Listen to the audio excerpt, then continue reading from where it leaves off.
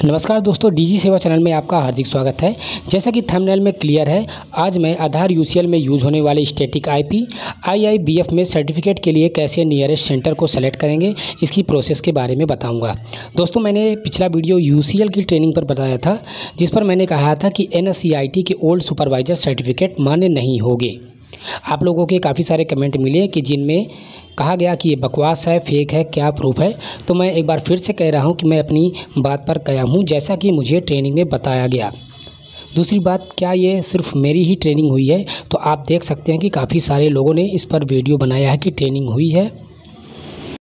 जितने भी eligible VLE हैं उनकी ट्रेनिंग ऑनलाइन जूम ऐप के माध्यम से हो रही है।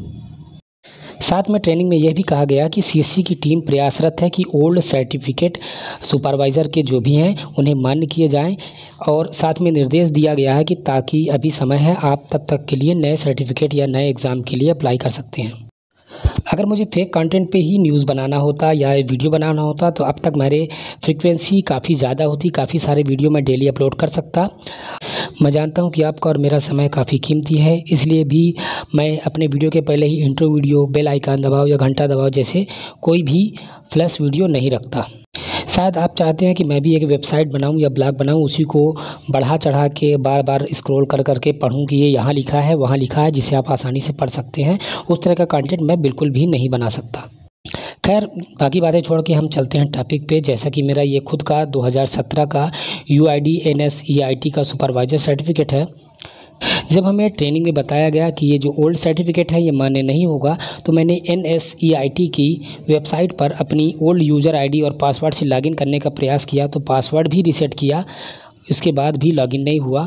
तो मैंने फिर से एग्ज़ाम के लिए अप्लाई कर दिया, और उस एप्लीकेशन की प्रोसेस आपने मेरे पिछले वीडियो में देखी। इसके बाद मैंने एनएसईआईटी की इस ईमेल पर भी संपर्क किया कि हमारा ओल्ड सर्टिफिकेट वैलिड होगा या नहीं।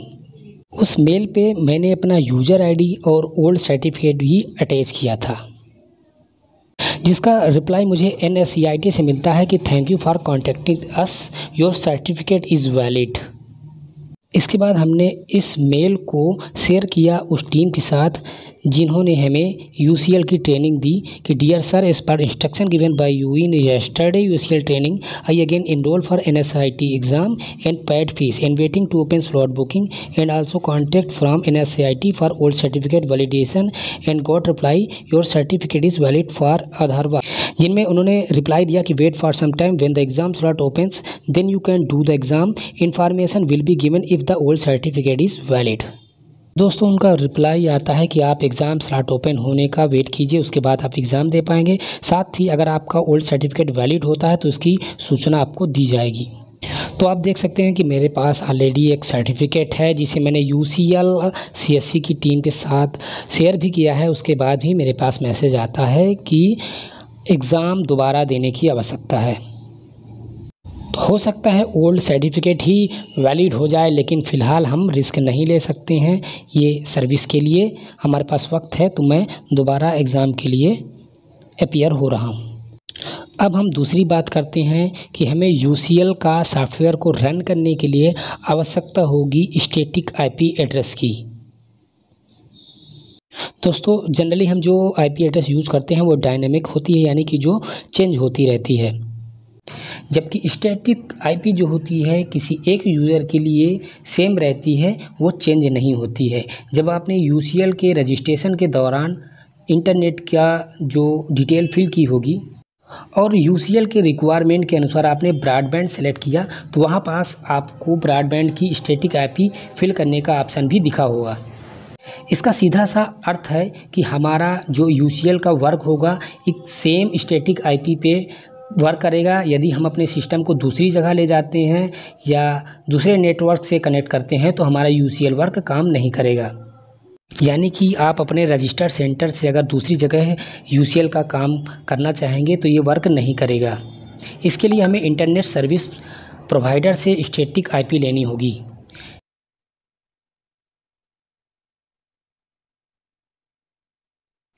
जैसा कि अगर मैं बीएसएनएल के ब्रॉडबैंड के कई प्लान देख रहा हूं, तो सामान्यतः इस प्लान में हमें स्टैटिक आईपी फ्री में नहीं दी जाती।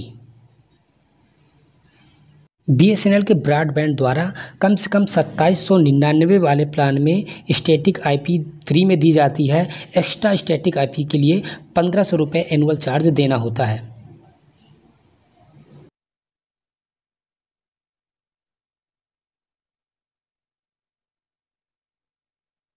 यहाँ पर आप BSNL की ऑफिशियल वेबसाइट पे देख सकते हैं कि 1 additional static IP at 1500 per annum is available to all broadband customer with FMC राशि 2799 and above where 1 free static IP is already. दोस्तों अब हम बात करते हैं इस टॉपिक में तीसरे पॉइंट की तरफ, यानी कि हम IIBF के एग्ज़ाम के लिए जो नियरेस्ट सेंटर कैसे चूज़ करेंगे। तो हमें डिजिटल सेवा ID कनेक्ट ID को लॉगिन कर लेना है। वहाँ पर फ़ी इंटर करके सर्च करना है, FEE करके सर्च करना है। यहाँ आपको मिलेगा एग्ज़ाम IIBF के एग्ज़ाम के लिए कुछ इस तरह का फॉर्म ओपन हो जाता है, जिसमें हमें कुछ डिटेल फिल कर लेनी होती है, जिसमें ताकि हम आगे सेंटर की डिटेल देख सकें। या मैं कुछ फेक डिटेल इंटर करके डाउन की ओर कुछ स्क्रॉल कर रहा हूँ।